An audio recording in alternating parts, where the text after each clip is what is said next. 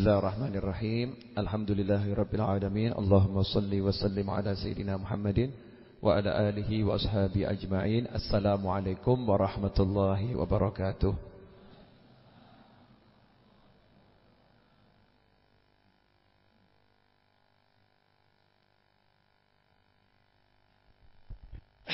Hadirin para jamaah Majlis Ar-Raudhah, di malam hari yang penuh barakah ini alhamdulillah kita bisa kumpul kembali mengisi waktu-waktu kita untuk mencari ilmu. Saya yang bicara juga lagi cari ilmu, jenengan yang dengarkan juga lagi cari ilmu. Hidup ini sebetulnya mengisi ruangan-ruangan waktu. Karena manusia hidup itu waktu kan. Jadi kalau waktunya habis berarti hidupnya habis. Kalau hidupnya habis berarti waktunya habis. Sementara nanti yang dinilai di akhirat itu isi hidup. Jadi kalau hidupnya isinya bagus-bagus, nilainya bagus. Kalau isinya jelek-jelek, nilainya jelek.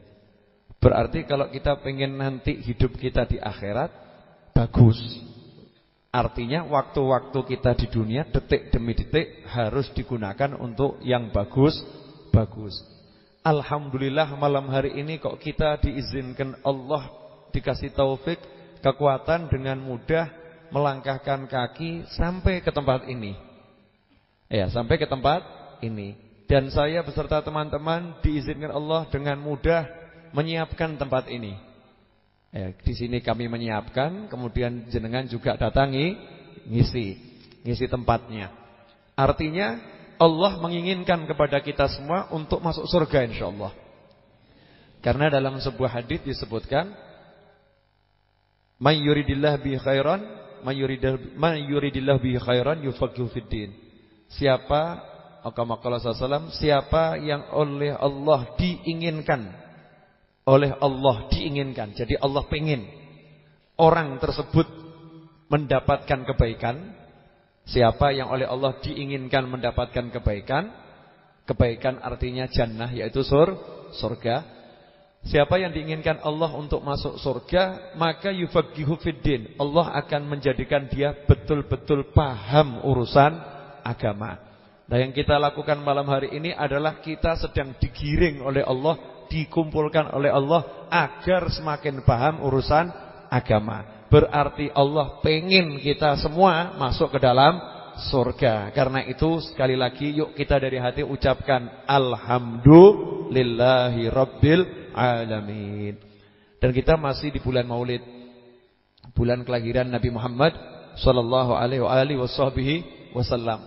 Sebagaimana yang saya janjikan, selama bulan Maulid ini tafsir Al-Fatihahnya kita istirahatkan dulu. 2 bulan, Rabiul Awal, Rabiul Akhir, kita mengkaji tentang keistimewaan Nabi Muhammad sallallahu alaihi wasallam.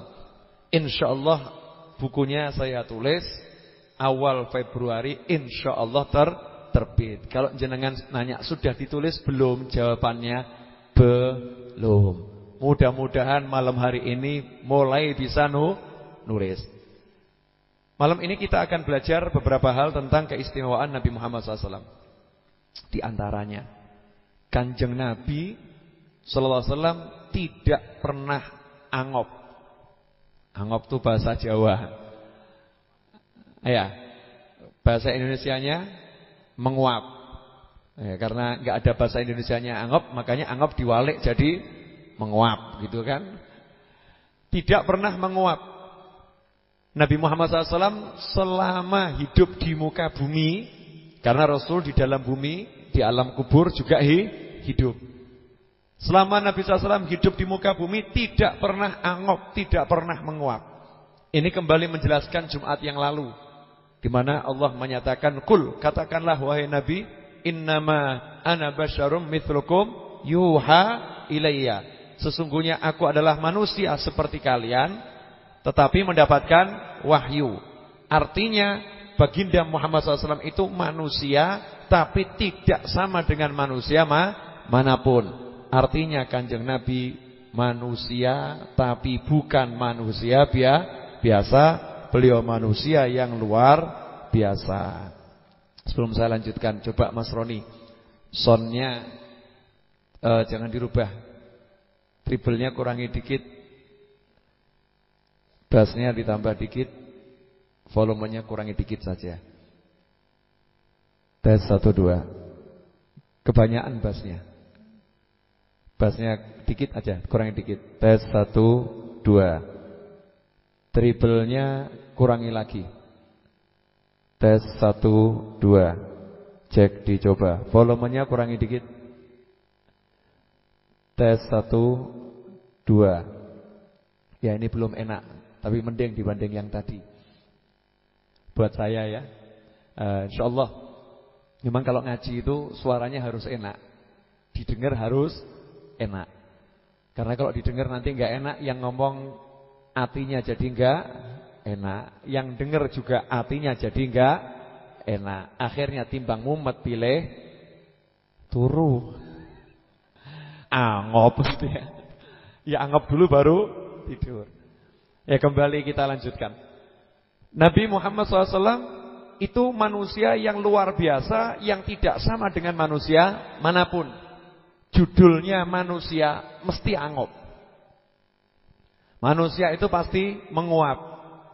Bapak, saya mau nanya sama Bapak, kira-kira sepanjang dari pagi sampai malam ini Bapak-bapak sudah angop berapa kali? Bisa dihitung enggak? Enggak bisa dihitung. Kalau ibu-ibu sama juga, nggak bisa dihitung. Berarti kalau ada manusia kok belas seumur hidup sama sekali tidak pernah angop, aneh atau enggak aneh? Seumur hidup tidak pernah menguap, aneh atau enggak aneh? Aneh kan? Aneh. Ini anehnya biasa atau aneh luar biasa? Anehnya luar biasa. Kemudian ada orang mengatakan Nabi itu sama dengan kamu manusia biasa gitu ya. Ada orang ngomong begitu, sama dengan kamu, jadi nggak usah terlampau dipuji-puji, nggak usah terlampau dimuliakan, sama manusianya. Kira-kira itu betul atau salah? Salah, lawang kenyataannya nggak sama kok. Manusia itu menguap angop, Kanjeng Nabi tidak pernah angop, tidak pernah menguap. Dalilnya, memang orang zaman sekarang itu semua minta dalil. Jadi kalau nggak dikasih dalil nanti repot. Kalau jenengan saya yakin nggak perlu dalil. Dikatakan oleh Akhrajal Bukhari fi Tarikh, dalam kitab tarikhnya Imam Bukhari itu punya buku banyak. Ada Sahih Bukhari, ada Tarikh, kitab tarikh karya Imam Bukhari. Wa Ibnu Abi Syaibah fil Musannaf, dalam kitab Musannaf karya Ibnu Abi Syaibah. Wa Ibnu Sa'ad, dan juga dari Ibnu Sa'ad an Yazid bin Asam, dari Yazid bin Asam, beliau berkata, ma tata'aban Nabi sallallahu alaihi wasallam qat. Nabi Muhammad SAW tidak pernah sekalipun angop. Nabi SAW tidak pernah sekalipun menguap. Kemudian dalam juga riwayat Akhraja Ibnu Abi Syaibah an Musallamah bin Abdul Malik bin Marwan ma tata'aban Nabiyyun qat. Nabi Muhammad SAW tidak pernah angop. Jadi kalau ada manusia yang nggak pernah angop, itu berarti manusia yang tidak sama dengan manusia manapun. Dan siapa itu? Nabi kita Muhammad sallallahu alaihi wasallam. Ini satu. Jadi kalau ditanya ada PR gitu, manusia yang tidak pernah menguap siapa? Ya, jawabannya siapa? Nabi Muhammad sallallahu alaihi wasallam. Kemudian bagaimana pendengaran Nabi Muhammad SAW? Nabi punya telinga, saya punya telinga, Bapak punya telinga, Ibu punya telinga. Kita semua punya telinga. Kambing juga punya telinga. Kira-kira telinga kambing sama telinga jenengan sama enggak? Mirip. Mirip gitu kan? Mirip. Kadang-kadang telinga kambing itu lebih baik daripada telinga manusia. Kadang-kadang. Sebab kambing itu enggak mau dengar orang ngerasani. Tapi kalau manusia dengar orang ngerasani tambah nyedai, tambah dekati. Itu kan bedanya telinga kambing dengan telinga manusia. Nah, telinga manusia, antara manusia yang satu dengan manusia yang lain aja secara fisik zahir beda. Ada orang itu diajak ngomong jarak 1 meter, Mas, apa? Mas, apa? 1 meter, suaranya keras, nggak denger. Nggak dengar. Ada orang yang kita ngomong lirih, Mas, jaraknya 20 meter gitu, denger gitu. Karena pendengarannya luar biasa. Mbah Umar Syahid yang Jumat lalu bersama kita, Mbah Umar Tumbu itu umurnya 107 tahun. Tapi pendengarannya masih tajam. Diajak ngomong tuh nggak perlu diteriakin, "Mbah", nggak perlu. Jarak segini kita ajak ngobrol, ngerti, denger gitu dengan jelas. Secara fisik, manusia yang satu dengan manusia yang lain itu pendengarannya berbeda. Lah kira-kira kalau pendengaran Nabi Muhammad SAW seperti apa? Ternyata Nabi itu tidak sama dengan manusia manapun. Kalau manusia yang didengar cuman suara-suara manusia, suara-suara binatang, suara-suara yang ada di alam yang zahir. Tapi kalau Nabi Muhammad SAW, beliau itu bisa mendengar suara yang jaraknya zahir nih ya, zahir, jaraknya itu belasan kilometer bisa didengar oleh Nabi Muhammad SAW. Ya, puluhan kilo atau ratusan kilo bisa didengar oleh Nabi Muhammad SAW. Coba saya mau nanya, kalau ada manusia bisa dengar jarak 20 kilo tanpa alat bantu, itu manusia biasa atau luar biasa? Ya, jenengan paling taunya Superman, Spiderman. Superman bisa dengar jarak jauh, Spiderman bisa dengar jarak jauh. Kenapa? Karena orang-orang barat itu di negaranya nggak ada nabi. Nggak ada nabi, nggak ada rasul. Sejarahnya itu ke atas, di negaranya nggak ada nabi, nggak ada rasul. Begitu lihat kok Timur Tengah banyak nabi, banyak rasul. Nah, untuk nyaingi Timur Tengah, maka orang barat buat tokoh Superman, Spiderman gitu kan. Untuk apa? Ya karena nggak punya nabi, nggak punya rasul. Yang bisa punya kelebihan-kelebihan itu hanyalah para nabi dan rasul atau pewaris mereka, beliau-beliau itu. Nabi Muhammad SAW pernah duduk bersama sahabat. Ini salah satu dalilnya. Diriwayatkan oleh Imam Tirmidzi, juga Ibnu Majah dan Abu Nuaim.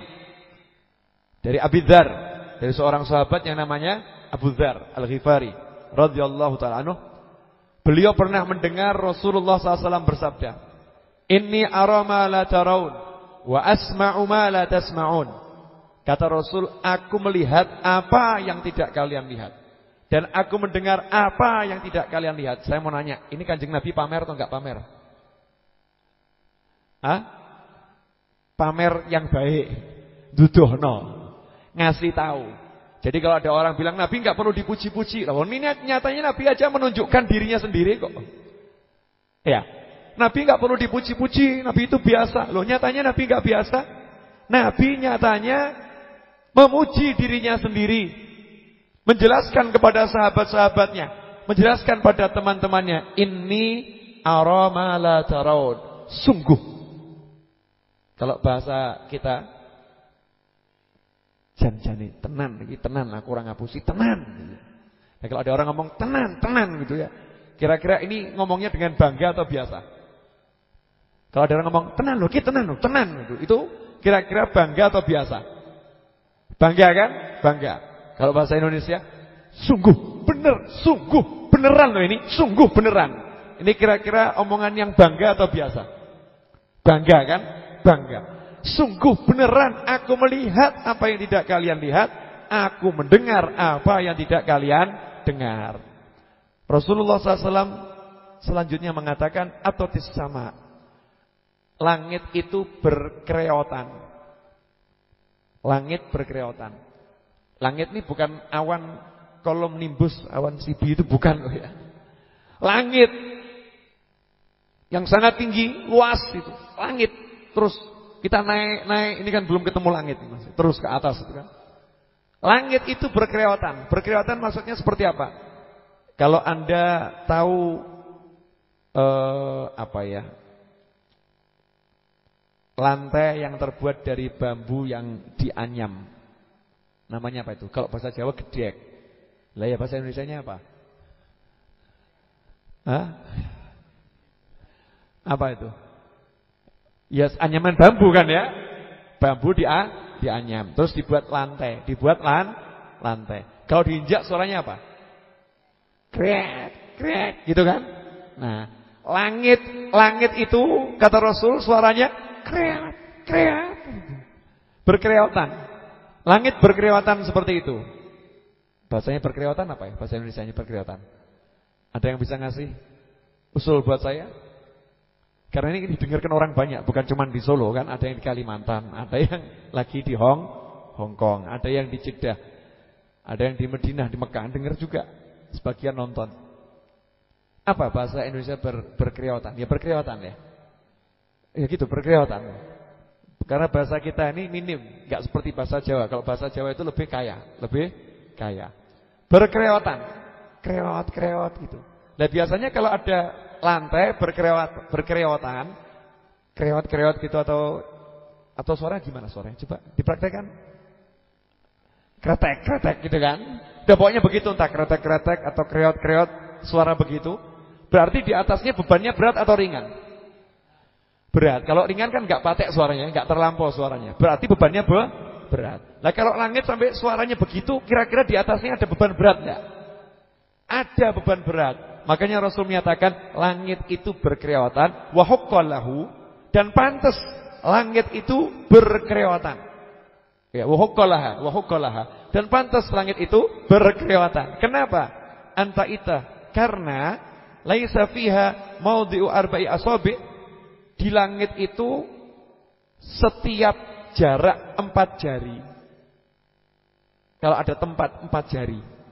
4 jari aja. Suatu tempat yang lebarnya cuma 4 jari.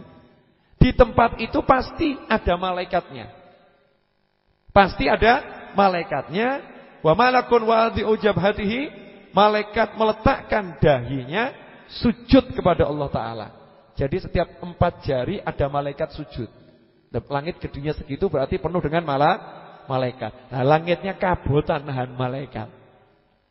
Langitnya kabotan nahan malaikat. Nah kalau langitnya ambrul terus kira-kira bagaimana? Enak, malaikatnya turun ke sini semua. Yaitu kalau langitnya ambruk ya malaikat turun. Nah malaikat itu cuma mau turun di majelis ilmu, di majelis zikir. Nah malaikat sujud semua, sujud di langit itu. Yang mengherankan Rasul bisa dengar suara kreotnya langit denger. Lah kita denger enggak? Blas. Ora krungu apa-apa. Kita enggak dengar apa-apa. Tapi kalau langit yang kelewatan jauh sekali, itu Nabi Muhammad SAW bisa mendengar suara kreot-kreotnya. Dari hadis ini banyak hikmah yang bisa dipetik. Di antaranya nomor 1 hikmahnya, ternyata alam langit itu penuh malaikat yang ibadah. Alam langit itu penuh malaikat yang ibadah. Pertanyaannya, berarti Allah butuh ibadah jenengan atau tidak? Berarti Allah butuh ibadah kita enggak? Belas enggak butuh. Nah kenapa? Lawang kita ini ibadah enggak seperti malaikat. Malaikat tuh suruh sujud ya sujud, kalau belum disuruh bangun ya enggak mungkin bangun. Suruh sujud 1000 tahun ya sujud 1000 tahun. Kita diajak sujud sama imam 2 menit udah sambat. Imam ngajak sujud 2 menit, kita ngeluh atau enggak ngeluh? Ngeluh, protes atau enggak protes? Protes. Itu selesai sholat ngomong sama takmir masjid, imamnya tolong dikasih peringatan itu. Sujudnya kelamaan. Kita diajak sujud sama Allah aja sambat, ngeluh gitu. Malaikat diajak sujud 1000 tahun ya nurut. Yang disuruh iktidal 1000 tahun ya nurut iktidal. Lah Allah enggak butuh pada kita, udah turah-turah. Hamba-hamba Allah lain yang mengabdi kepada Allah. Entah itu jin, entah itu hewan-hewan, entah itu tetumbuhan. Luar biasa, semuanya ngabdi kepada Allah Subhanahu wa ta'ala. Itu hikmah yang pertama. Jadi jangan pernah menyombongkan diri dengan amal soleh. Sehebat-hebatnya saya, sehebat-hebatnya bapak, sehebat-hebatnya ibu, sehebat-hebatnya kita semua ibadah, ya enggak bisa ngalahkan hebatnya malaikat ibadah. Walaupun pahala nanti Allah sayang sama kita, ya kita dikasih pahala lebih malaikat, iya gitu. Tapi kalau kehebatan tuh ya, mau ngalahkan satu malaikat enggak bisa. Terus mau ngalahkan semua malaikat enggak bisa. Ya enggak bisa. Jadi ya ojo sombong. Ya jangan sombong. Justru semakin merendahkan diri. Ibadahku enggak ada artinya apa-apa dibandingkan ibadahnya para malaikat dan hamba Allah yang lain. Hikmah yang kedua, Ternyata Nabi kita Muhammad sallallahu alaihi wasallam itu bukan cuma bisa mendengar, beliau juga bisa melihat malaikat. Karena beliau bisa mensifatkan sallallahu setiap 4 jari di situ ada malaikat sujud. Saya mau cerita dikit. Jangankan kok Nabi lihat malaikat, sahabatnya Nabi yang lihat malaikat saja ada kok. Ya, karena ngikuti jejak Nabi maka dapat juga cipratannya. Ya, ikut juga dapat cipratannya. Kemudian Nabi bisa mendengar. Nabi bisa mendengar apa yang tidak kita dengar. Satu mulahadzah menariknya, sahabat-sahabat Nabi juga mengalami yang sama setelah kecipratan mukjizatnya Rasul nyiprat ke sahabat, jadinya karomah. Kena percikan-percikan mukjizatnya Rasul, sahabat mendapatkan karomah. Coba jenengan buka kitab Sahih Al-Bukhari, Sahih Bukhari. Di situ pernah seorang sahabat ngomong begini. Kunna nasma'u tasbihat ta'am wa huwa yu'kal. Kurang lebih seperti itu kalimatnya. Dulu kami di masa Rasul SAW, Rasul masih hidup, kami itu biasa kalau makan bersama, nasma' tasbihat ta'am, kami bisa mendengarkan suara tasbihnya makanan yang sedang kami makan. Berarti telinganya sahabat hebat atau enggak hebat? Nah kalau telinganya sahabat aja seperti itu, lah kira-kira telinganya Kanjeng Nabi seperti apa? Ya. Terus mau dikatakan, oh Nabi sama dengan kalian, jadi enggak usah dipuji-puji, enggak usah dimulia-muliakan.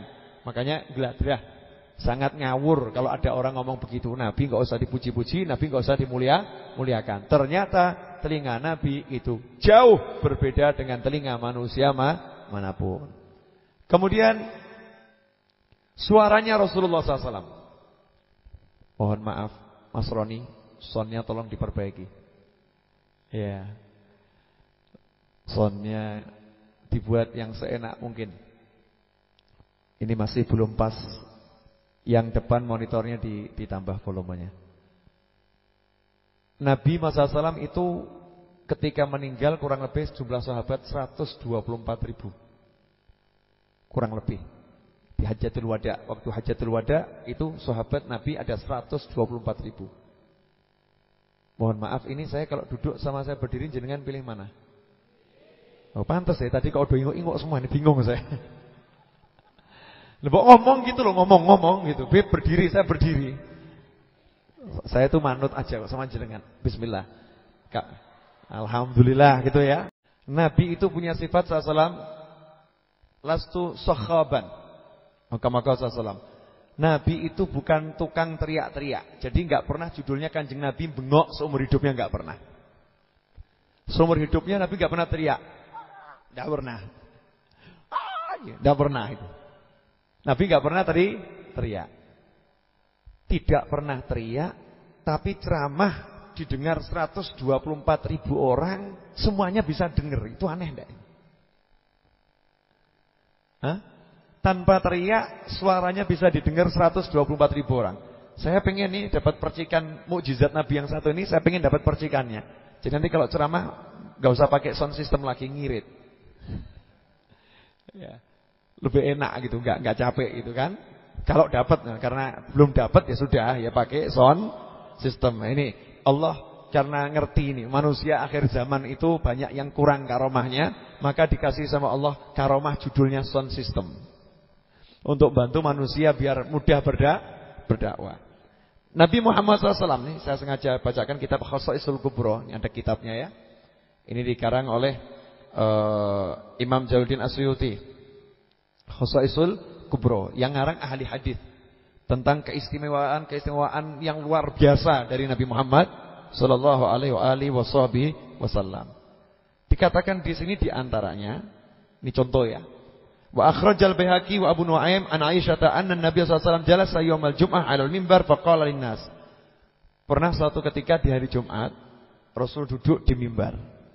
Hari Jumat, Rasul duduk di mimbar. Kemudian Rasul berkata, "Ijlisu." Rasul berkata, "Duduklah kalian semua." Duduklah kalian semua. Fasami'a Abdullah bin Rawahah wa huwa fi Bani Ghanam. Saat itu ada sahabat yang namanya Abdullah bin Rawahah. Masih di desanya, nama desanya itu di suku Ghanam. Suku Ghanam.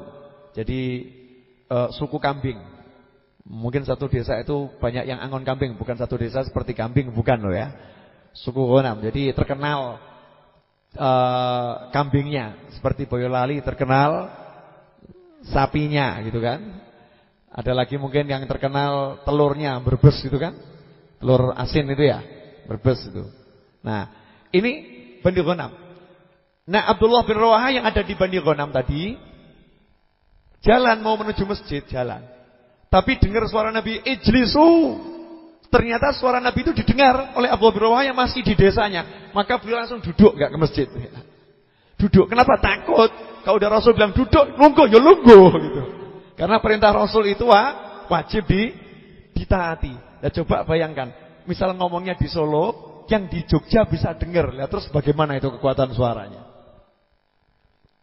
Ada manusia biasa seperti itu.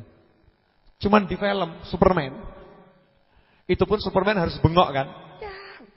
Baru didengar suaranya. Rasul enggak bengok, "Ijlisu, duduklah kalian semua." Maka suara Rasul didengar sampai keluar dari kota Madinah. Didengar sampai keluar dari kota Madinah. Ini menunjukkan kalau Kanjeng Nabi itu bukan manusia biasa, tapi beliau manusia yang sangat-sangat luar biasa. Kemudian dikatakan di sini juga akhraja Ibn Sa'ad wa Abu Nu'aim dari Sayyidina Abdurrahman bin Mu'adz At-Taimi. Qala, khatabana Rasulullah SAW di Mina. Waktu itu Rasulullah SAW menyampaikan khutbahnya untuk kami semua di Mina. Fafatahat asma'ana. Telinga kami itu dibuka, ya, bisa mendengarkan suara khutbahnya Rasul SAW. Padahal waktu itu kami sedang berada di rumah kami masing-masing. Rasul di Mina.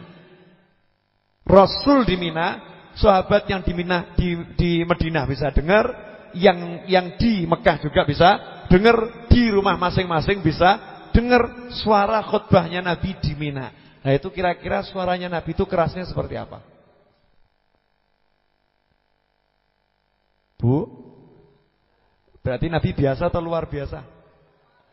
Luar biasa. Mohon maaf, yang begini pernah dijelaskan kepada jenengan? Blas gitu kan? Enggak disampaikan ya, enggak diajarkan gitu. Biar apa gitu, kalau yang begini enggak disampaikan, terus bagaimana kita bisa sayang sama Nabi? Bagaimana kita bisa bangga punya Nabi? Bagaimana kita tidak mengagungkan Nabi kita? Kalau kita mau mengagungkan Nabi kita, ya kita harus kenal. Tak kenal maka tak sayang. Kalau kita kenal, kita semakin sayang. Oh, Nabi saya itu luar biasa. Kan lebih baik anak kita ceritain ini daripada ditontonkan Superman. Superman itu luar biasa. Nah, akhirnya nyoba-nyoba dari lantai 3 mencolot. Naudzubillah min dzalik. Tapi kenalkan Rasulullah SAW. Nabi itu jalan loh, nak, jalan di muka bumi, enggak mabur, jalan. Tapi Nabi itu waktu Mi'raj naik buruk. Nabi enggak terbang, naik buruk, naik kendaraan. Kendaraannya dinaikin Nabi, kecepatannya melebihi kecepatan cahaya. Sehingga Rasul cuma dalam 1 detik atau enggak nyampe mungkin itu udah kembali ke dunia. Padahal itu keliling alam semesta. Nah, Nabi kamu, Nabi saya, Nabi kita semua, nak, luar biasa loh, nak. Kalau bicara itu pelan, tapi bisa dengar semuanya. Semuanya bisa dengar. Nabi kamu itu, nak, kalau hidup dulu tidak pernah angop, tidak pernah menguap. Enggak seperti bapakmu ini, nak. Dikit-dikit angop, dikit-dikit menguap. Makanya kamu jangan seperti bapak, kamu usaha seperti Nabi, jangan menguap. Pertanyaan, kembali bab menguap tadi ini. Mumpung ingat, tadi agak lupa. Memang kalau lihat semua begini, ilhamnya lain. Duduk, lihatnya meja. Ya, tapi kalau berdiri bisa lihat semua. Kenapa Nabi kok enggak pernah menguap? Pertanyaan. Ora tahu turu? Enggak. Bukan itu jawabannya. Ya logis sedikit gitu kan. Menguap tanda ngantuk, berarti karena kalau enggak pernah menguap berarti tidak pernah ngantuk, enggak pernah ngantuk berarti tidak pernah tidur. Lah nyatanya Nabi yo tidur badannya tapi enggak tidur hatinya. Nah, terus kenapa Nabi kok enggak menguap? Sepele. Setan takut. Hampir. Mendekati, ini jawaban yang paling mendekati. Dalam riwayat disebutkan, seseorang yang menguap, itu setan masuk ke dalam tubuhnya. Jadi orang angop, saya mau nyontohkan angop, nanti setan masuk ke tubuh saya kan repot. Orang kalau angop, menguap, itu setan masuk ke dalam tubuhnya. Makanya kalau ada orang mau angop kan disuruh apa? Tutup mulut, ditutup begini. Dengan niat apa ini? Niat ojo nganti setane mlebu. Jangan sampai setannya masuk. Sembari disuruh astagfirullah, istighfar. Karena setan tidak mungkin masuk kecuali kalau ada dosa. Karena dosa kita banyak, maka setannya mudah masuk. Lah Nabi itu kan enggak ada setan di tubuhnya. Nabi enggak ada dosanya. Maka setan pun enggak bisa masuk. Karena itu Nabi enggak pernah menguap. Itu tinjauan secara apa ini? Rohani, secara ghaibiyah. Kalau tinjauan secara kesehatan nanti tanya sama dokter. Di sini ada dokter enggak nih? Kenapa manusia menguap? Ya katanya kok manusia menguap kata dokter loh ya. Nanti coba search di Google, otaknya itu kekurangan oksigen. Betul. Otaknya kekurangan oksigen. Karena kekurangan oksigen, otak memerintahkan tubuh untuk menguap. Ngambil oksigen biar otak tidak sampai kekurangan oksigen. Lah otak yang sering kekurangan oksigen, itu otaknya enggak beres. Nah, lama-lama nanti akhirnya STRUK. Apa itu? Stroke. Jadi kalau sering angop, tanda-tanda nanti bakal kena enggak. Bukan begitu, naudzubillah min dzalik. Artinya otaknya kurang sehat karena sering kurang oksigen. Lah Kanjeng Nabi itu manusia yang sempurna. Manusia yang paling sempurna. Jadi enggak ada judulnya otak Nabi telat oksigennya, enggak ada. Enggak ada judulnya seperti itu. Makanya Rasul enggak pernah menguap. Jadi secara fisik kesehatan Nabi sangat prima, luar biasa. Secara ghaibiyah, setan tidak bisa masuk ke dalam tubuh Nabi Muhammad sallallahu alaihi wasallam karena Nabi suci dan terlindungi. Nah itu loh sangat besar bedanya Rasul sallallahu alaihi wasallam dengan seluruh ciptaannya Allah Subhanahu wa taala. Gitu kok masih bilang Rasul adalah manusia biasa seperti kalian. Enggak usah dipuji-puji. Naudzubillah min dzalik kalau ada orang ngomong seperti itu. Mohon maaf ini saya ulang-ulangi ya kalimat begitu ya. Biar jenengan itu akhirnya mantep dan tidak mikir begitu lagi. Jadi pikirannya cuma Rasulullah manusia luar biasa.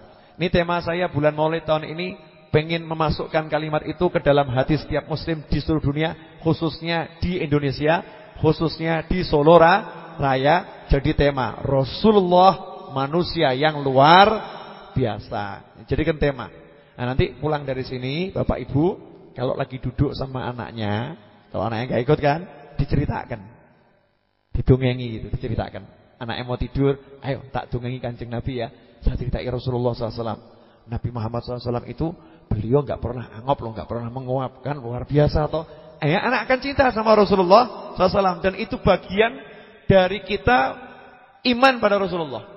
Kalau kita sudah syahadat Rasul, asyhadu anna Muhammadar Rasulullah, kita punya kewajiban mengajarkan kepada anak-anak kita bagaimana kebesaran Nabi Muhammad sallallahu alaihi wasallam. Ya, itu tadi sekilas. Kalau Rasul suaranya tidak sama dengan manusia yang lain, suara Rasul bisa nyampe kemana-mana. Kemudian keringatnya Rasulullah SAW. Kemarin udah kita bahas dikit ya, bahas dikit. Saya mau bahas keringat ini agak panjang. Riwayatnya banyak. Nanti kalau di buku lebih lengkap lagi. Ini cuma cuplikan. Bagaimana keringatnya Nabi Muhammad SAW. Kalau kemarin saya cuma bentuknya cerita. Ada yang protes, dongeng-dongeng gak ada hadisnya, gak ada dalilnya gitu kan. Situ kok doa sama dongeng gak ada manfaatnya. Mosok dongengin Kanjeng Nabi gak nyebutkan hadisnya, dibilang dongeng gak ada manfaatnya. Karena naudzubillah min dzalik. Ya sebetulnya semua itu ada hadisnya. Cuman kadang kita gak bukakan, bukan karena gak tahu, ya, bukan karena gak bisa. Karena untuk efisiensi audiennya, pendengarnya, yang mau kita ajak ngomong siapa? Kalau kita bicara di pesantren, ngomong sama santri, ini loh hadisnya ini, riwayatnya ini dan seterusnya dan seterusnya. Tapi kalau di pengajian umum kan masyarakat pengennya itu yang gampang saja. Wes hadisnya karepmu enggak usah disebutkan, yang penting intinya apa gitu kan. Ya intinya apa. Tapi yang enggak ada salahnya saya bacakan sekedar cuplikan-cuplikan ya, biar kita semakin mantap. Dikatakan di sini oleh Sayyidina Anas bin Malik. Ini hadis riwayat Muslim, akhraja Muslim. Sahih. Ya, akhraja Muslim. Yang riwayatkan siapa? Anasin. Anas bin Malik itu pembantunya Nabi Muhammad sallallahu alaihi wasallam. Anas bin Malik jadi pembantu Rasul sejak umur 10 tahun. Sejak umur 10 tahun. Nah, apakah melamar pekerjaan jadi pembantu Rasul? Enggak. Dihadiahkan oleh ibunya. Jadi ibunya Anas itu ketika Rasulullah SAW hijrah ke Madinah, sahabat-sahabat datang, ada yang ngasih hadiah ini, ada yang ngasih hadiah itu. Karena Rasul berangkat enggak bawa apa? Enggak bawa apa-apa. Nah saat itulah ibunya Anas bin Malik datang menghadap Rasulullah SAW, Ummu Sulaim, bawa anak kecil umur 10 tahun. Kemudian berkata, ya Rasulullah, orang-orang Madinah ini datang menghadap engkau bawa hadiah ini, hadiah itu. Saya enggak punya apa-apa. Saya enggak bisa beri hadiah apa-apa. Saya cuma punya anak laki namanya Anas. Anak ini saya hadiahkan untukmu wahai Rasulullah, biar melayani dirimu. Kira-kira ibu-ibu sanggup menghadiahkan anaknya? Sanggup, beling soalnya. Mau ada yang langsung sanggup. Kenapa? Anaknya nakal, anaknya menjengkelkan, anaknya buat mangkel hati, ya kan? Akhirnya wah mumpung ini cocok ini, hadiahkan kiai saja. Itu bukan menghadiahkan, gawe mumet kiai itu. Itu namanya niat membuat pusing kiai, pasrah tugas. Itu kan banyak itu. Nyerahkan anaknya di pesantren karena udah enggak kuat ngadepi anaknya, enggak sanggup ngurusi anaknya, udah serahkan kiai, sehingga akhirnya berubah tuh pesantren jadi penampungan anak-anak yang luar biasa. Maka tugas kiai akhir zaman ini beratnya luar biasa ini. Nah, beda dengan sahabat. Anak yang mau dikasihkan ini anak yang soleh, anak yang baik, anak yang hebat, anak yang menyenangkan orang tuanya. Jangan punya anak menyenangkan, lucu, ganteng, pinter, soleh. Pisah sebentar kira-kira berat atau ringan? Berat. Nah, terus yang begitu jenengan mau dihadiahkan orang sanggup enggak? Enggak sanggup kan? Lah ini ibunya Anas bin Malik bawa anaknya dihadiahkan pada Rasulullah SAW. Kanjeng Nabi, ini anak saya, tolong diterima. Loh, Anas bin Malik yo seneng. Yes, saya tinggal di rumahnya Rasulullah, bangga. Jadi pisah dengan ibunya itu ya berat tapi ya ringan gitu ya. Kenapa? Karena gantinya adalah Nabi Muhammad sallallahu alaihi wasallam, umur 10 tahun. Sejak tinggal di rumah Rasul sampai Rasul meninggal dunia, kata Anas bin Malik, Rasul tidak pernah marah kepada saya. Ya, kalau ngomong begini kita malu pada diri sendiri ya. Ini kira-kira kita sebagai majikan itu kalau sama karyawan sama pembantunya, satu hari marahnya berapa kali? Banyak kali. Rasulullah belas enggak pernah marah. Pernah suatu ketika Anas bin Malik disuruh sama Nabi, Anas tolong kamu ini, disuruh gitu ya, suatu kepentingan. Ditunggu kok enggak balik-balik. Akhirnya Rasulullah khawatir, ini anak ini kenapa nih di jalan gitu kan. Maka Rasul pun mencari Anas bin Malik. Ketemu di pasar. Ternyata di pasar Anas bin Malik radhiyallahu anhu asyik lihat anak-anak kecil yang lagi main-main. Sehingga lupa sama tugasnya. Lihat, kalau sekarang mungkin lihat orang main sepak bola atau apa gitu kan. Lihat kok gitu, asyik gitu. Maka Rasul dari belakang itu megang bahunya Anas. Dipegang gitu, Anasnya noleh. Ya, noleh. Rasul enggak ngomong apa-apa, enggak marah-marah. Anas mengatakan, "Ya Rasulullah, saya jalan sekarang," gitu ya. Jalan, enggak marah sama sekali. Kadang itu istrinya Rasulullah SAW ngomong sama Anas, "Ayo cepet-cepet tuh disuruh Nabi, ayo cepet." Rasul pun mengatakan, "Jangan disuruh cepet-cepet, udah terserah dia." Terserah dia. Coba seperti itu Rasul SAW terhadap pembantu rumah tangganya. Seperti itu. Nah, Anas bin Malik punya ibu namanya Ummu Sulaim. Rasulullah SAW itu suka kalau istirahat ke rumahnya ibunya Anas bin Malik ini. Ya, dikatakan di sini, dakhala alaina Rasulullah SAW faqala indana fa'arika wa ja'at ummi biqarurah. Dakhala alaina, suatu ketika Rasulullah SAW mampir ke rumah kami. Qal di sini bukan berkata ya. Makanya kita kalau menerjemahkan bahasa Arab itu harus pas. Faqala. Faqala itu mangqala artinya berkata, tapi faqala di sini bukan berkata. Faqala di sini artinya qailulah. Maka Rasul tidur sesaat. Memang orang kalau bahasa Arabnya enggak pas gitu, modalnya cuman modal kamus, jadinya kacau bala. Kacau balau gitu ya. Masa ini faqala diterjemahkan maka Rasul berkata, padahal artinya Rasul tidur sesaat. Tidur sesaat sebelum azan zuhur itu. Qailullah itu sunnah. Jadi misal azan zuhur jam 12, kita jam 11 tidur sebentar, 5, 10, 15 menit. Itu akan menghasilkan energi yang luar biasa. Itu ada keberkahan tersendiri dan secara medis memang bagus sekali. Kemudian fa'ariqa. Ketika itu Rasulullah berkeringat. Dikatakan Rasulullah itu seorang pria yang sering mengeluarkan keringat. Keringat itu Rasulullah. Ada kan bapak-bapak itu Bu, bapak-bapak yang mudah berkeringat ada kan? Ada yang kepalanya mudah berkeringat. Jadi keringatnya cuma di kepala itu. Ada kan seperti itu? Ada yang tubuhnya mudah berkeringat. Rasulullah SAW mudah berkeringat tubuhnya. Maka ketika tidur berkeringat, ibunya Anas bin Malik datang membawa botol. Ja'at bi qarurah. Kemudian fajalasat tasalatil irq. Ibunya Anas bin Malik ini duduk di dekatnya Rasulullah. Kemudian keringat tadi dikumpulkan.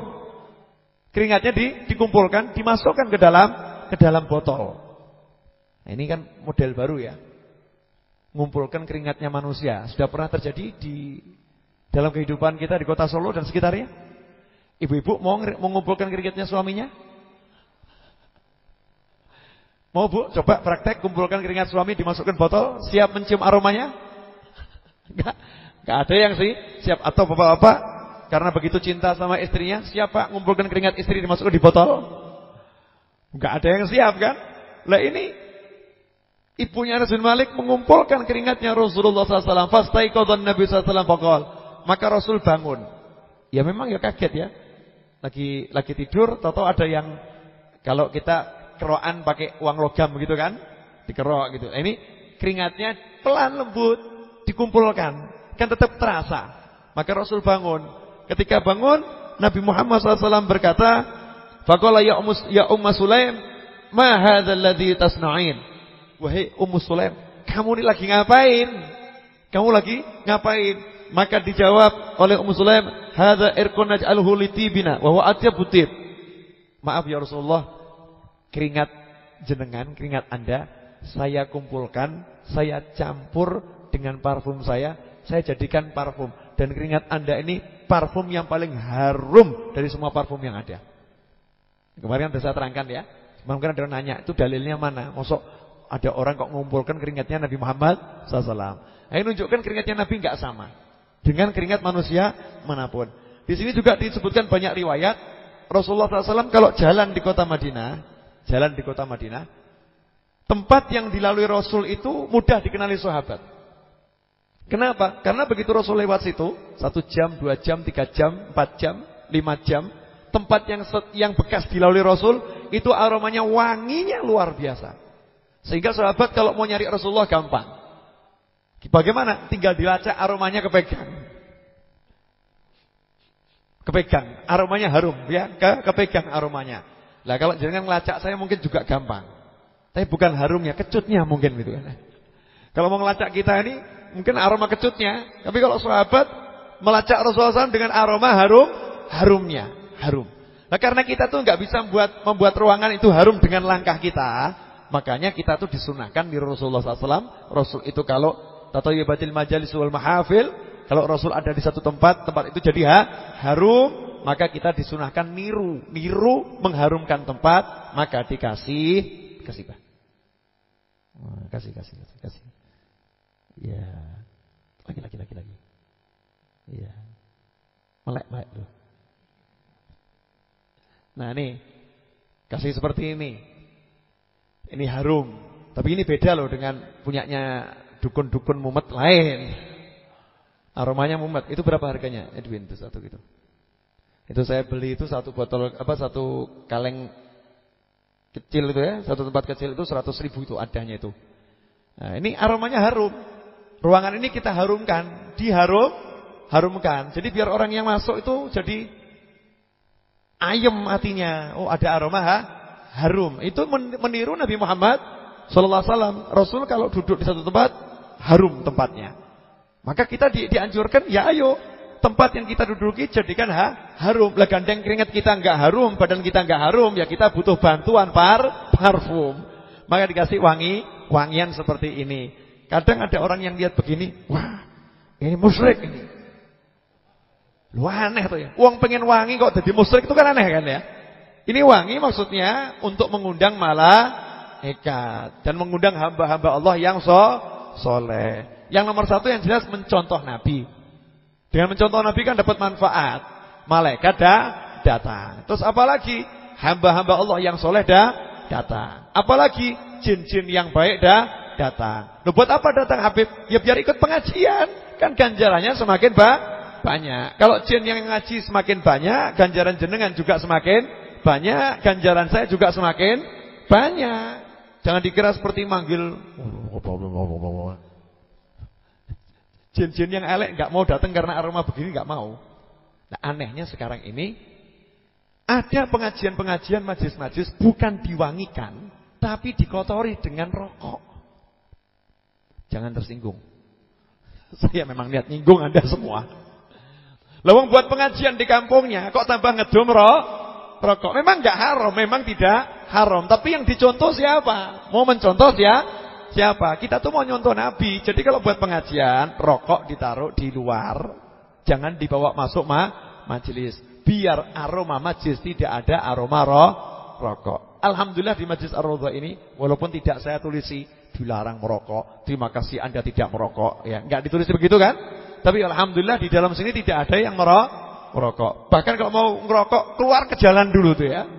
Ya, keluar ke jalan. Berarti sudah ada hasilnya nih. Ada hasilnya. Udah ngerti. Yang hadir majelis ngerti. Oh, memang rokok ini bukan tempatnya di pengajian. Saya tuh heran memang itu. Pernah saya ngisi ceramah, justru saya begitu duduk langsung dikasih 3 pak.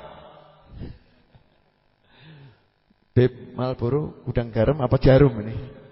Yang mana? Ada semua nih.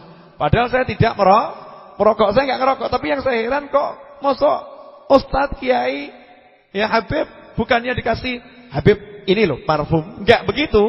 Tapi disodorinya rokok ini.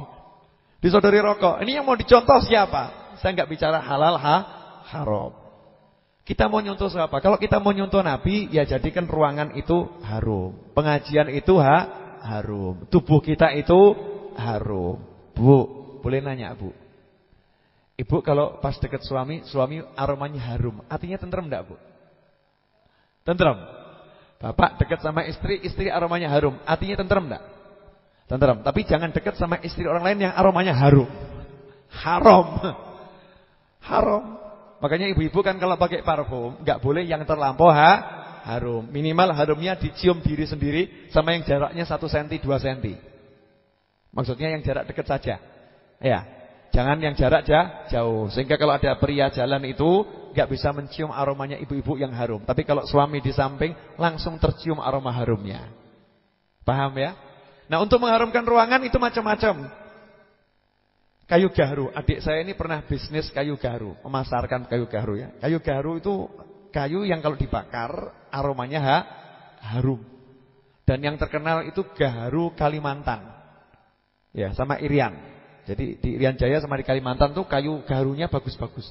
Saya nanya, yang termahal yang pernah diketahui harganya berapa sekarang ini? 1 kilo, saya enggak 1 kilo 1 on, saya lupa ya. Coba nanti biar dikonfirmasi. 1 kilo atau 1 on ya? Saya lupa ya. 1 miliar. Coba bayangkan. Sekilo mungkin ya. 1 kilo 1 miliar. Kayu 1 kilo 1 miliar. Lah kenapa ada orang mau beli? Ternyata ya dibeli. Lah kenapa? Sebab kalau dibakar aromanya harumnya luar biasa, artinya tentrem, nyawa itu niru Kanjeng Nabi. Lah harumnya kayu gaharu yang 1 miliar itu tidak ada apa-apanya dengan harumnya Nabi Muhammad SAW. Mungkin orang yang beli itu pengen bayangkan ya, apa Kanjeng Nabi ki wangi ini kaya ngene iki ya. Mungkin dibakar gitu kan. Apa mirip-mirip gini ya wanginya Rasulullah ya? Enggak mirip belas, jauh lebih harum. Ada orang yang pernah mimpi Rasulullah SAW mencium tangannya, itu di hidungnya aroma harum 3 hari enggak hilang. Jadi dia mencium harumnya Rasulullah 3 hari itu tidak hilang. Ada yang seperti itu, harum. Nah, kayu gaharu itu kalau dibakar aromanya harum. Nah, yang sedang-sedang itu harga sekilo 40 juta, sekilo 50 juta, sekilo 100 juta. Lah itu sudah harumnya kalau buat kita udah asik deh. Pol. Nah, ada lagi yang mau membuat ruangan harum dengan cara yang alami. Enggak pakai bakar-bakar. Ini namanya majmaroh. Pedupaan ya. Tempat ukup. Kalau kita bilang ada yang dari keramik, ada yang dari kayu.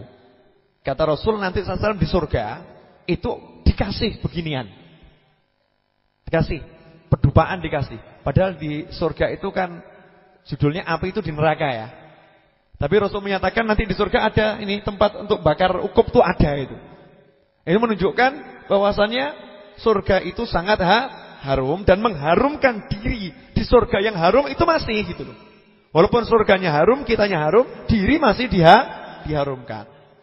Nah, ada yang pingin harumnya itu enggak pakai bakar-bakar, makanya pakai sedep malam. Ditaruh kembang sedep malam nih. Kita kalau ngaji suka lihat ada sedep malam di sini, kenapa? Biar aromanya harum. Karena sedep malam ini aromanya kalau malam harum. Ditaruh di kamar jadi harum. Nah, ada lagi yang beli bokor kuningan. Tahu bokor kuningan ya? Bokor kuningan ini kan produk Pulau Jawa tempo dulu ya. Nah, bentuknya bulat ya, terbuat dari kuningan. Kemudian diisi air.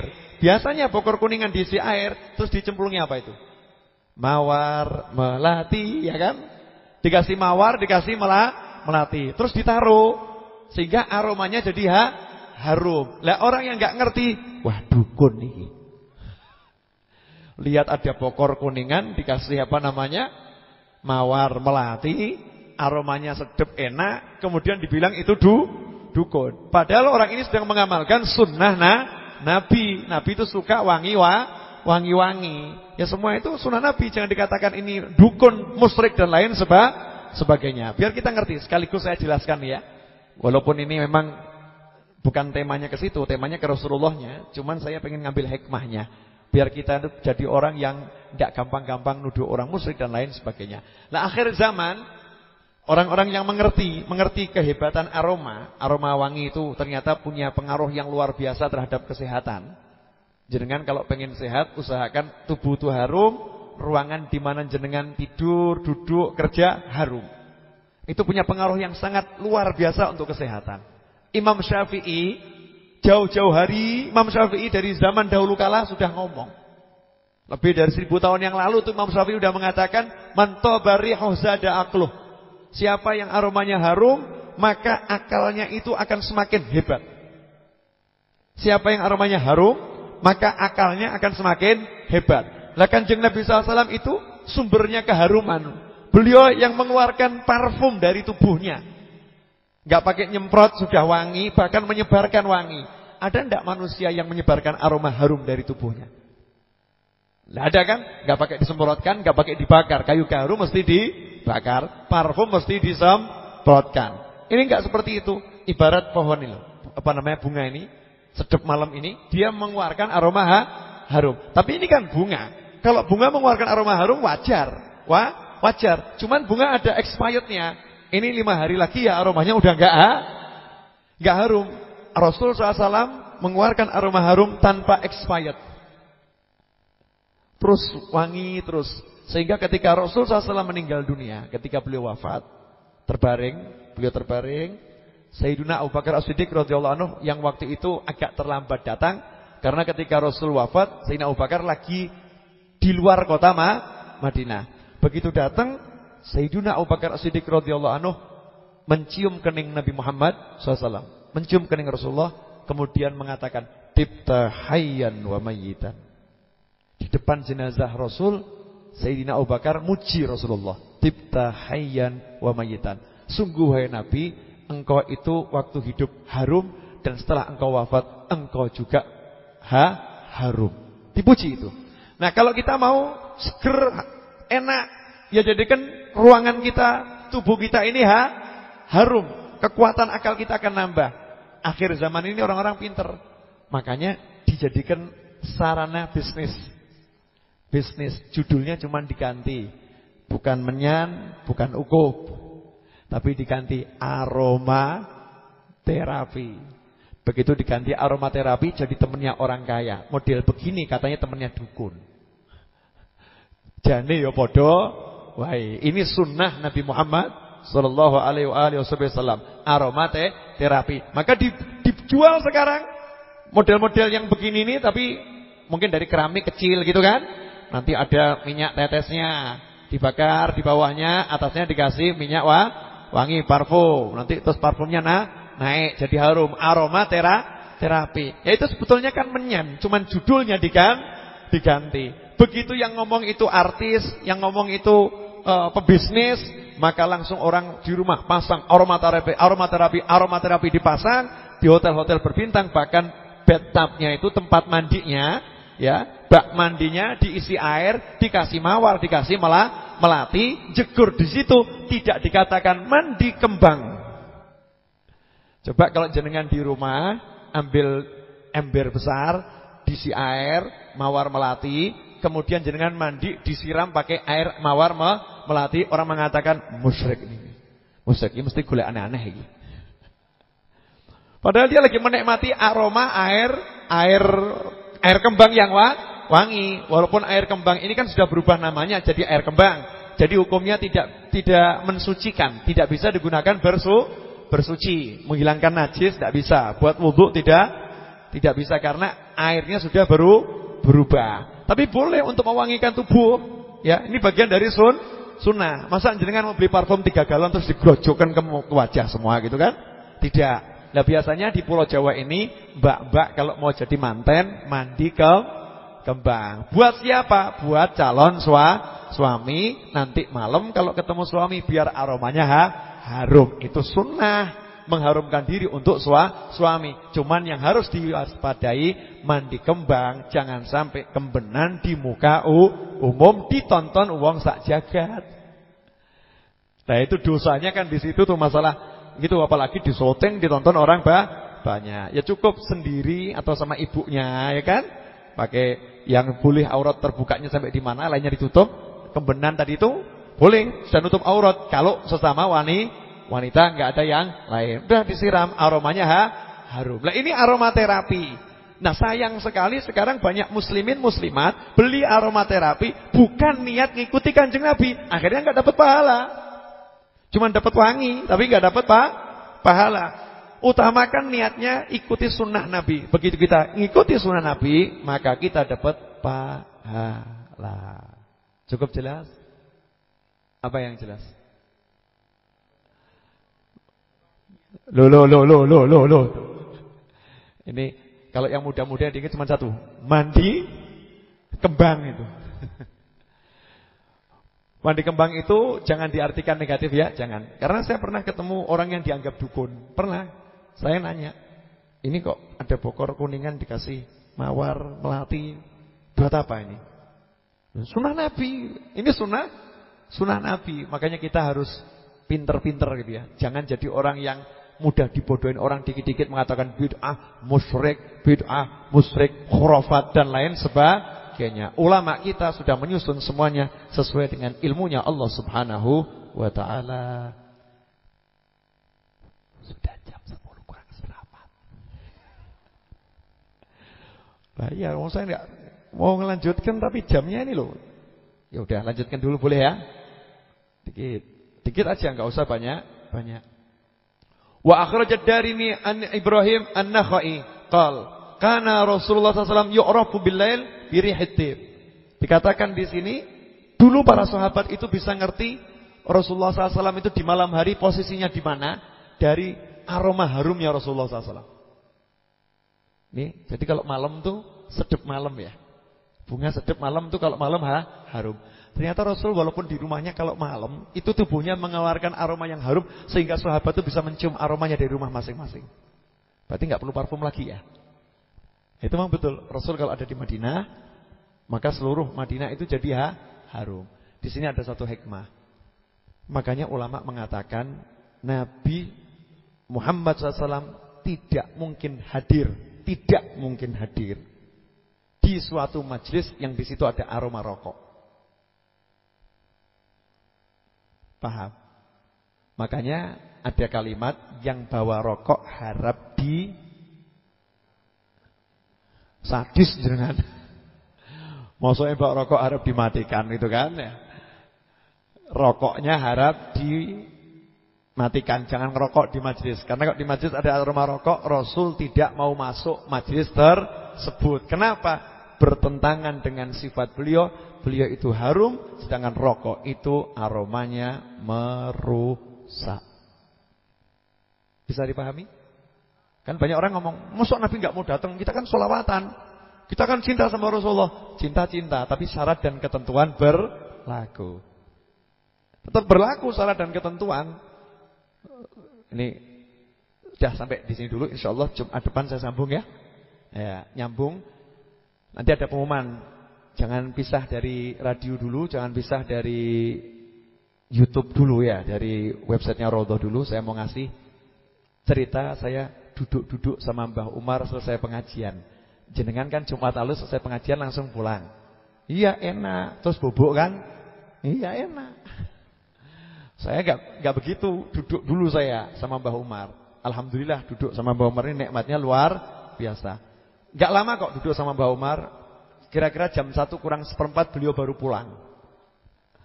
Jadi jam 10 itu sampai jam 1 kurang seperempat Mbah Umar ceramah di sini sama saya, ngobrol.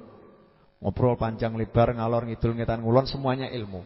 Nah, saya ini kan anak muda yang suka ngorek-ngorek ilmunya ulama. Jadi ya rodok ngeyel gitu kan, nanya macam-macam. Mbah Umar kalau ditanya itu jawab. Yang menarik ketika saya nanya wirid doa itu, beliau mengeluarkan Majmu' Syarif dari kantongnya, terus dibuka. Jadi dibuka. Saya heran umur 107 tahun, Majmu' Syarif yang kecil itu kok ya ketokan cetha welo-welo, enggak pakai kacamata. Lan jenengan baru umur sekian tahun. Udah lanjutkan sendiri udah. Saya orang nganggo kacamata yang nyawange ngene gitu kan. Mbak Umar gini ya sama gitu. Ya, karena memang hidupnya luar biasa, Masya Allah la quwata billah. Kemudian ngobrol-ngobrol, beliau ngasih semangat ke saya tuh, ngasih semangat. Saya kan bilang sama beliau, "Mbah, tolong didoakan pangestunipun, Mbah. Insyaallah niku tanggal gangsal 12 kedah nyicil gangsal 100 yuta. Ya, dereng wonten artonipun." Mbah Umar nyantai jawabannya. "Awak mukila gawe wadah. Gawe wadah. Ki wadah dienggo dakwah. Sing yakin." Biasanya saya tuh ngajarin jenengan yakin toh ya. Mbah Umar ini ngomong sama saya, "Sing yakin. Ojo was-was gitu kan. Ojo was-was gitu. Sing penting ki syarat rukune dipenuhi." Lah napa Mbah syarat rukune? Takwa. Ojo maksiat, lakokno taat. Lah iki sing angel ini kan. Ojo maksiat lakokno taat. Wis yakin beres-beres gitu ya, Mbah Umar. Saya kan sedikit maksa ya, maksa beliau itu. Maksudnya saya tak nuntut beliau saja gitu loh ya. Yang saya mau nyantai-nyantai enggak usah pakai kakean abot kan. Jadi saya pancing terus. Kemudian beliau mengatakan begini, bil makna ya. Orang zaman sekarang ini banyak yang mengamalkan amalan, tapi mandek di tengah jalan. Mandek di tengah jalan. Lah alasan mandeknya itu biasanya hasilnya tidak seperti yang diinginkan. Contoh, pengen hutang lunas, diajari Habib Novel baca munjiat 1000 kali, gitu kan? Wes tak waca Habib ping 5000, utangku tambah akeh. Ayo ada enggak itu yang gitu? Saya dibaca 5000 kali tapi utangnya nambah banyak Habib gitu kan. Baca Yasin 40 kali hajatmu kabul. Saya udah baca 40 kali kok enggak kabul-kabul gitu kan. Kok enggak hasil mandek, akhirnya mandek. Kalau saya kembangkan dikit begini. Datang ke seorang Habib atau Kiai. Habib, Kiai, Ustadz, minta amalan. Saya ini toko saya kok sepi sejak buka sampai hari ini. Saya udah pasang iklan di mana-mana tetap sepi. Minta amalan biar toko saya itu berkah dan laris. Dikasih sama kiainya, dikasih sama Habibnya, dikasih sama ustadznya, amalkan. Dijalankan 2 bulan, ternyata enggak hasil. Maka komentar pada temannya, Habibnya ora mandi. Habibnya enggak jos. Ya, enggak oke. 2 bulan saya amalkan ternyata enggak ada hasilnya. Ganti ke Habib yang lain, ganti ke ustadz yang lain, ganti ke kiai yang lain. Dikasih amalan, dijalankan 5 bulan, sama hasilnya 0 gitu kan. Laki-laki ngomong sama orang, Habibnya enggak mandi, kiainya enggak mandi gitu kan. Padahal yang diajarkan Habib kiai ini adalah amalan-amalan Nabi Muhammad sallallahu alaihi wasallam. Terakhir akhirnya mutung, wis mah aku amal-amal neh. Wis ora gelem ngene, ora gelem ngono, nyatane ya ora ana hasile. Mbah Umar ngomong, hasil itu ada 2. Ana hasil sing penak, ana hasil sing ra penak. Dadi ra penak ki ya hasil, penak ki ya hasil. Sebab wong urip ki mung wernane loro, siji penak, siji ora penak. Lah pas hasilnya hurung penak, yo terusno. Hasil belum enak tuh lanjutkan, lanjutkan. Kenapa? Angka ki siji nganti 9, 1, 2, 3, 4, 5, 6, 7, 8, 9. Lah awakmu lagi tekan angka 3 kok wis mandek. Ojo mandek ning angka 3, jangan berhenti di angka 3. Angka itu ada, mohon maaf tadi saya lupa buat yang di Kalimantan enggak ngerti bahasa Indonesia. Bahasa Jawa kan? Angka itu 1 sampai 9. 1 2 3 4 5 6 7 8 9. Itu angka. Lah kamu baru sampai angka 3 kok udah berhenti? Jangan, lanjutkan sampai angka 9. Lah mujahadahnya begitu. Cara amal itu begitu, jangan berhenti, terus dikejar sampai tercapai apa yang diinginkan. Kalau udah tercapai, ya istiqomahkan. Ya tercapai, istiqomahkan. Ini lho Mbak Umar. Banyak tuh, sampai 12:30. Kalau saya terangkan semua, yang jenengan juga sampai 12:30. Ini kan cuma ringkasannya saja. Jenengan tuh saya kasih begini, mestinya bayarnya mahal loh. Saya tuh duduk sampai jam 12:30 malam kok itu ya. Tapi penaknya jenengan begitu, duduk nyantai, dapat apa itu? Susu dapat, air putih juga dapat. Betul enggak tuh? Ya, roti juga dapat kecuali yang enggak dapat. Ya, roti juga dapat. Kadang ya makan juga dapat. Benar kan? Setelah itu ilmu dikasih ringkasan-ringkasan ilmunya orang-orang soleh. Tinggal duduknya nyantai. Itu kan baiknya Allah kepada jenengan semua, baiknya Allah kepada kita. Lah kalau kita begini enggak syukur, enggak alhamdulillah, yo kebangetan. Alhamdulillah, saya bersyukur juga. Coba kalau saya disuruh ngelakoni kayak Mbah Umar tuh, 107 tahun dulu saya ngelakoni yang itu. 107 tahun ngelakoni baru keluar mutiara-mutiara seperti itu. Itu kan berkat ngelakoni 107 tahun. Mbah Umar tuh baca Majmu' Syarif, Yasin dan lain sebagainya sejak angon wedhus. Mbah, jenengan ngamalaken Majmu' Syarif niki Yasin, terus doa-doa di sini dan lain sebagainya, ada Ukasyah dan lain sebagainya di Majmu' Syarif itu sejak kapan? Yo kae ket angon wedhus. Baca wirid sejak kecil, sejak umur mungkin 8-9 tahun sampai umur 107 tahun istiqomah. Nah kalau kita ini kira-kira sudah istiqomah berapa tahun? Belas. Seminggu istiqomah, 2 minggu hilang gitu kan? Ya, seminggu istiqomah lagi, 3 minggu hilang. 3 minggu istiqomah, 5 bulan hilang. Mbah Umar rendah istiqomah terus ajak sampai umur 107 tahun. Ya hasilnya luar biasa. Hidupnya itu berkah, matanya sehat, pendengarannya juga oke. Jenengan nanti kalau Mbah Umar kesini lagi, jenengan perhatikan ada satu keajaiban dan keanehan. Mbah Umar itu kan umurnya 107 tahun ya. Sesuai dengan data yang kita memang buktikan seperti itu. Kulit beliau tuh tangan keriput, wajah juga keriput. Tapi coba lihat kulit kakinya. Telapak kakinya, punggung kakinya coba dilihat. Mulus, halus, aneh. Kenapa? Telapak kaki ini diajak jalan kaki 40 tahun tanpa sandal sampai hari ini untuk dakwah. Jadi kakinya itu telapak kakinya kelihatan mulus, sehatnya luar biasa. Telapak kakinya. Nah, coba jenengan enggak pakai sandal 5 hari. Kira-kira kakinya seperti apa itu? Kakinya seperti apa? Itu Mbah Umar tuh. Bagus kakinya. Nah, ini ringkasan ya yang disampaikan Mbah Umar. Nah, insyaallah Jumat depan kan saatnya Maulid Akbar Majelis Ar-Raudhah. Jumat terakhir di bulan Maulid. saya minta jenengan hadir, insyaallah setiap orang usahakan bawa teman sebanyak mungkin, entah manusia, jin, demit, setan, monggo kerso.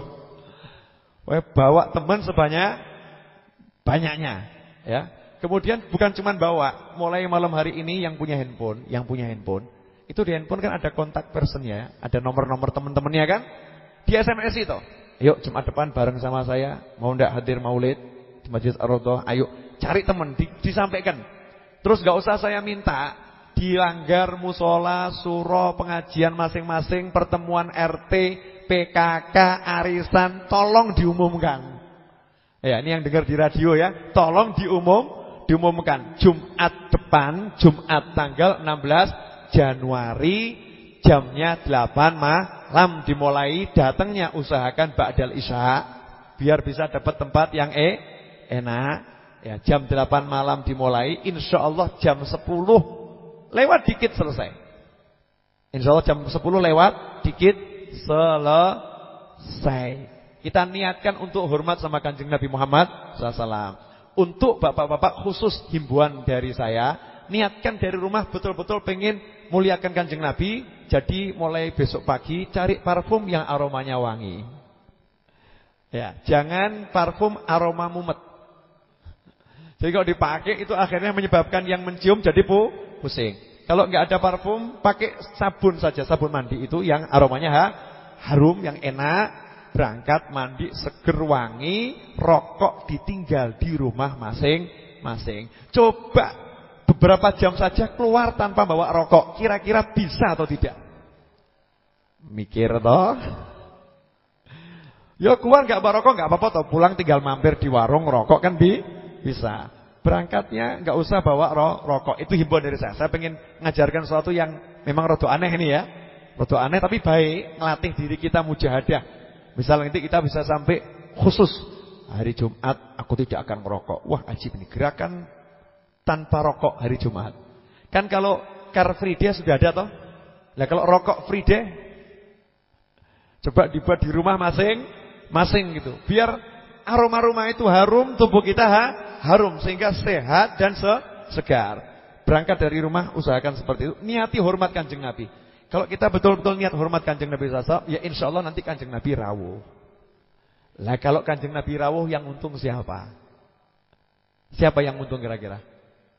Ya kita ini semuanya beruntung. Lah kalau mau manggil presiden aja kita siapkan, dicet, dikasih jalannya dibersihkan dan sebagainya. Mau manggil presiden, jangankan presiden, gubernur aja kita rapikan luar biasa. Nah kalau kita pengen ngundang Kanjeng Nabi, masa enggak kita rapikan? Ya dirapikan. Tempat ini insyaallah akan saya rapikan semaksimal mungkin. Sebisa saya dalam waktu 1 minggu bedah raudhah. Dalam waktu 1 minggu bedah raudhah. Kondisi yang seperti ini 1 minggu mau saya obrak-abrik sebaik mungkin. Ya biar nanti dilihat itu enak. Seperti apa Beb? Jumat depan coba dilihat. Perubahan apa yang terjadi di tempat ini. Yang jelas baik insyaallah ya. Yang jelas jenengan nanti datang itu dari depan sudah aroma harum. Harum sekali. Mas Edwin tuh nanti nggak boleh duduk, muter. Terus pokoknya dia muter. Masa kalah sama pendereknya Kebo Kiai Slamet? Betul enggak? Pendereknya Kebo Kiai Slamet itu kebunnya jalan, pendereknya juga jalan bawa menyan gitu kan? Disuruh menyan gitu. Nah, nanti Jumat depan saya mau buat tempat ukup ini yang rodok budi gitu ya. Kayak angklo gitu. Nanti Edwin ini, Abah Edwin ini yang muter bawa angklonya tadi itu. Biar ini satu tempat nih harum sehingga orang tuh baru mau berhenti di sana udah kecium wangi gitu ya. Sudah wangi. Harapan saya apa? Pengen Kanjeng Nabi rawuh. Ya, kita pengen Rasulullah datang. Rasulullah datang kan nikmatnya luar biasa. Ngomongin gini aja terharu enggak jenengan nih? Dengar saya ngomong gini ada rasa haru enggak itu? Ada kan? Ada rasa haru. Kita pengen Rasulullah hadir. Kalau Kanjeng Nabi hadir, ya insyaallah senangnya kita luar biasa. Sedikit permintaan boleh, pakaian bebas. Jenengan mau pakai pakaian apapun boleh, bebas. Tapi saya punya sedikit permintaan. Kalau di rumah punya.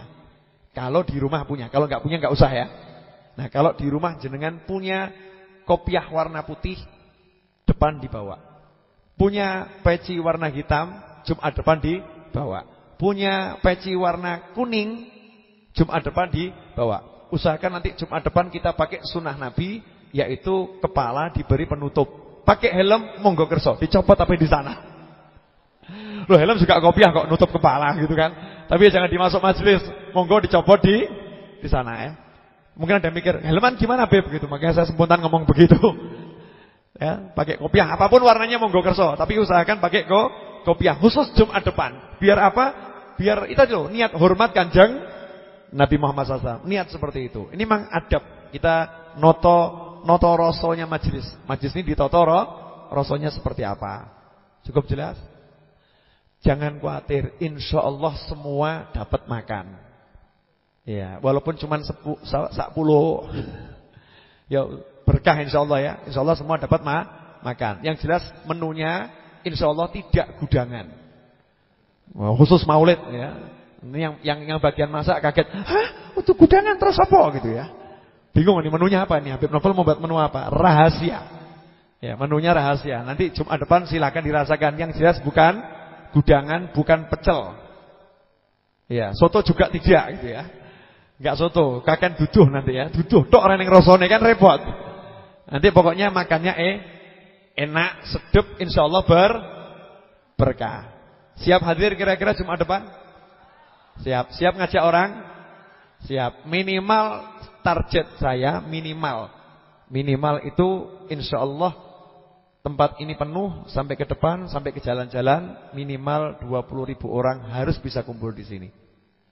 Karena kita niat hormat Kanjeng Nabi Muhammad SAW. Jadi jangan main-main. Ini niat sungguhan. Masing-masing saya minta untuk jadi sales. Ya, sales apa? Sales majelis. Ngajak orang datang ke sini. Siap ngajak teman-temannya? Udah pokoknya ponaan, anak dulur, IP, gandeng semuanya diajak. Kalau satu orang ngajak adiknya, ngajak kakaknya, ngajak bapaknya, ngajak ibunya, berarti satu orang bisa ngajak 5. Itu Mas Joko dari Medan kok. Itu ngajak ibunya, bapaknya, ngajak adiknya. Udah berapa? 4. Terus ngajak teman-temannya, udah berapa? Udah 2, ngajak 50 orang bisa tuh beliau tuh. Sak kampung dijak 100 orang berarti. Misalnya nih kan, contoh begitu ya. Terus gimana Beb? Ya yang punya duit korban dikit. Sewakan angkot kan murah gitu kan? Sewakan angkot nih, yuk saya sewakan angkot. Buat siapa? Hormat Kanjeng Nabi. Bukan hormat saya, bukan hormat majelis ini. Hormat Kanjeng Nabi, kita niati. Sambil jenengan pasang hajat. Ya Allah, saya mau berangkatkan orang-orang ini hadir maulidnya Kanjeng Nabi, supaya saya juga diberangkatkan sampai ke rumahnya Kanjeng Nabi Muhammad SAW. Pasang niat begitu. Nah kalau nggak diniati nanti hasilnya cuma ganjaran toh. Ya pasang nih niat. Saya mau berangkatkan orang-orang ini untuk menghadiri maulidnya Kanjeng Nabi. Tolong ya Allah berangkatkan saya juga ke rumahnya Kanjeng Nabi Muhammad SAW. Siap? Udah ya? Ini udah jam 10.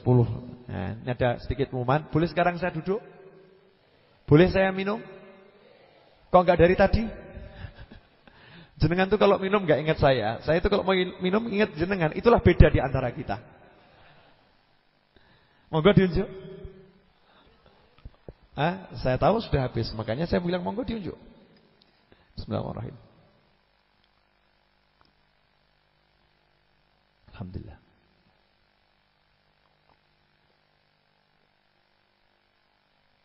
Jadi untuk semua yang membantu Masjid Ar-Raudhah sampai malam hari ini ya, semoga dapat balasan yang berlimpah dari Allah Subhanahu wa taala ya.